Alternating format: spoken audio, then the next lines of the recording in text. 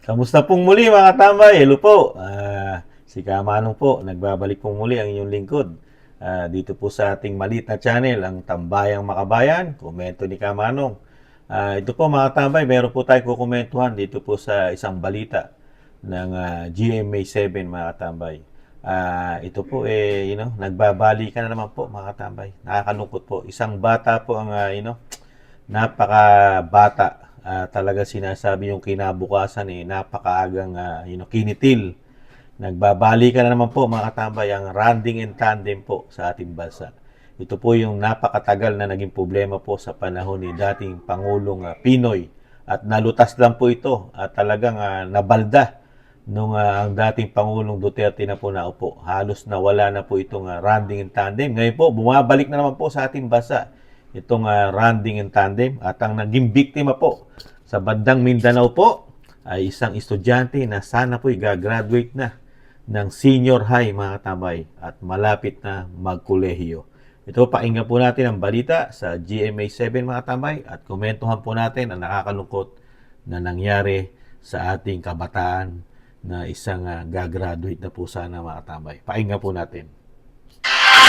Hindi na nakapagmarcha sa graduation ceremony ang isang junior high school student sa Basilan.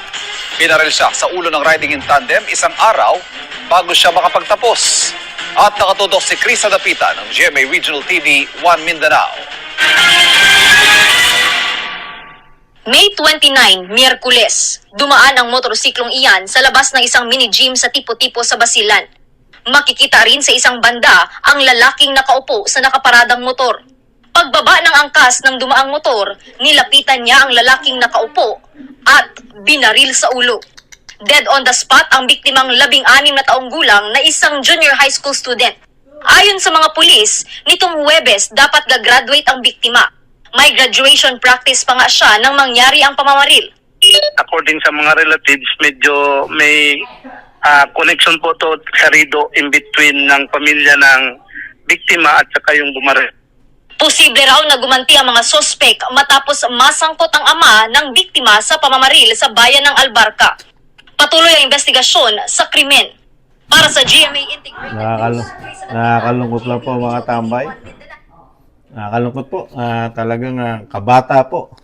Isang pag-graduate na junior high mga katambay sa bandang Mindanao, Basilan.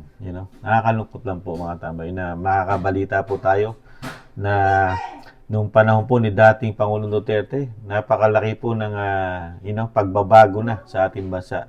Yung sinasabing randing in tandem, ang laki ng porsyento na nawala. Hindi naman talaga totally nawala, pero halos hindi na nababalita no, halos ng 6 na taon na ganito po na talagang mismo napakabata, halos gagraduate pa lang ng high school mga katambay. Ilang taon lang. Harap-harapan, walang takot yung bumaril, di ba? Nakita po natin na talagang tutukan, binaril mga katambay sa ulo yung kabataan. Tapos napakabilis lang pong umalis mga katambay na walang takot. Talagang ang ating bansa ay lumalala po ang krimen mga katambay. Kahit naman po sa crime index po ng Southeast Asia, talagang napakalaki po ng ating krimen. Tayo po nangunguna sa buong sa index ng Southeast Asia. Pinakamataas na krimen ng mga city, di ba? Metro Manila po ang nangunguna. Halos lahat ng nasa Metro Manila ang napakataas ng krimen, mga katambay. Ito po, halos ngayon po sa buong Pilipinas, mga katambay, hindi po nawawala ng krimen sa ating bansa. At dahil po din sa kahirapan, hindi rin po natin nalagana po, nagbabalikan po ang mga droga. Ayan po, meron na namang nagbabalikan na rin po ang randing in tandem, mga katambay. Ano pa kaya ang babalik mga katambay? Dahil nagbalikan na po ang droga sa ating bansa, At sinasabi po di umano rin ng mga eksperto nating mga katambay, makabayan na ang korupsyon din po sa ating bansa napakalala na raw po di umano ang korupsyon. Talagang kung ano-ano po ang mga sinasabing natutuklasan, korupsyon din po sa ating bansa. At ang kahirapan po lumalala rin po mga katambay, ang kahirapan sa ating bansa. You know, sumisirit pataas po lahat ang ang bilihin, lahat, kuryente, pamasahe, internet, at napakarami pang iba. Pati toll gate, yung toll, tapos bagsak po ang stock market po, ang Pilipinas. Sad-sad po, pabagsak ang ekonomiya natin.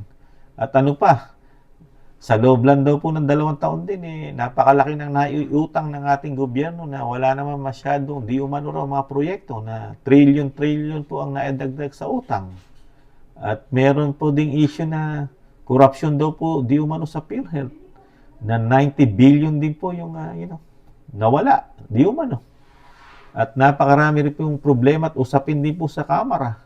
Yung sinasabi po natuklasan po nila dating Pangulong Duterte na extraordinary at walang liquidation ng kanilang mga budget. Hindi mo po pwedeng iresibuhan, Nakakalungkot. Talagang lumalabas na po halos sa loob lang ng 2 taon, mga katambay. Ganito po ang nakikita po natin sa ating bansa, kahirapan, krimen, korupsyon. Nakakalungkot po. Kayo po, ano po sa tingin nyo? Yung mga balita po ba, hindi po ba ito nangyayari sa ating bansa, mga tama? Ito po ba hindi totoo? Na parang wala lang po sa ating gobyerno? Na parang di umano, paisi-isi lang po. Papasyal-pasyal lang po ang ating gobyerno. Pagamit-gamit lang po ng private plane. Talagang pagka gustong umalis sa dami ng napupuntahang bansa ng ating pamahalaan, talagang sa kabila nun, bagsak ang ating ekonomiya at hirap na hirap ang ating bansa, ang ating piso, mga tambay, bagsak po ang piso natin. Napakahina po ng piso natin. Kaya po ang ating bilihin ay napakamahal. Tapos sasabayan pa natin ng napakaraming krimen, di ba? Laganap, problema. Sa airport, nagkakaproblema tayo, Bumabalik na naman daw di umano mga laglag bala. Pati yung mga dala ng mga OFW na pasalubong nila. Nawawala rin po kahit po sa Subic, sa airport po ng Clark, sa NAIA, di umano. Napakarami po. Ay nako. Ano pa mga katambay? Ano pa kaya ang dadanasin natin sa 4 na taon ng bagong Pilipinas, mga katambay? Kaya po pa kaya nila sugpuin? Kamukha nung ginawa ni dating Pangulong Duterte na napakalaki na porsyento ang nabawas sa ating krimen at sa ating kadrogahan at lalo po rito sa randing and tandem, mga katambay. Ang laki po na nabawas. Dahil nung panahon po ni dating Pangulong Duterte, natatandaan pa ni Kamano, kailan lang po yun. Sinisita na po yan. Sinisita na po. At napakasipag mo ng ating mga kapulisan nung panahon ni dating Pangulong Duterte. Napakasipag po ng kapulisan. Pero ngayon, nalulusutan po yata ang ating mga kapulisan, mga tambay. Di ba? Noon, pagka may mga ganyang angkas-angkas na, sinisita na po nila agad yan, mga tambay. Yung mga sinasabing mga kaangkas sa motor na bigla na lang susulpot, di ba? At may mga checkpoint, di ba? Chine-checkpoint po yan.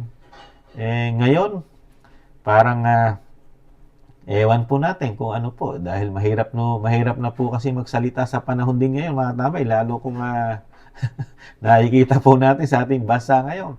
Pagka ikaw nagsalita ng katotohanan at sa nakikita mo at nararamdaman mo at kinukomentuhan mo pag minalas-malas ka, madidimanda ka pa, makatambay. Dahil po ang ating gobyerno ngayon nagiging balat sibuyas po, mga katambay. Ay nako. Sabi nga po ng ating mga kababayan, pag gumawa ka ng tama sa gobyerno, pag binalas-malas ka, tanggal ka sa serbisyo, may kaso ka pa. Yan po ang ating realidad sa ating bansa ngayon, mga katambay. Nakakalungkot po. Tapos sasabayan pa ng ganito, nagtataasan lahat ng bilihin, bagsak ang piso, tapos laganap ang droga, nahandya pa ang krimen. Isang bata na gagraduate pa lang, pinatay na, mga katambay. Harap-harap, binaril. Hindi lang siguro sa ulo tama na, mga katambay. Talaga hindi bubuhayin. Nakakalungkot. Halos lahat sa parte nga ng ating bansa, hindi nawawala ng krimen ngayon. Pero, ang tinututukan po natin ng ating gobyerno, ang napakalaking problema ng bansa. 6 na taon po tututukan ng gobyerno ito, mga katambay. Yung usapin po sa West Philippine Sea o South China Sea. Diyan po talaga, o nauubos po ang, ang panahon ng ating gobyerno, yung usapin po sa South China Sea o West Philippine Sea at yung pamilya Duterte. Yan po ang dalawang yan ang pinakamalaking problema ng ating bansa. Masahol pa po sa krimen ang ginagawa po ng pamilya Duterte. Kaya dapat po yan itutukan at ang West Philippine Sea. Hindi po dapat tutukan ng gobyerno ang ganitong krimen, ang droga, ang korupsyon, ang mga smuggler, at ang sinasabing pagtaas ng paglobo ng bilihin natin. Hindi problema ng bansa yan, mga katambay, sa tingin ni Kamanong. Hindi problema ng mga politiko yan.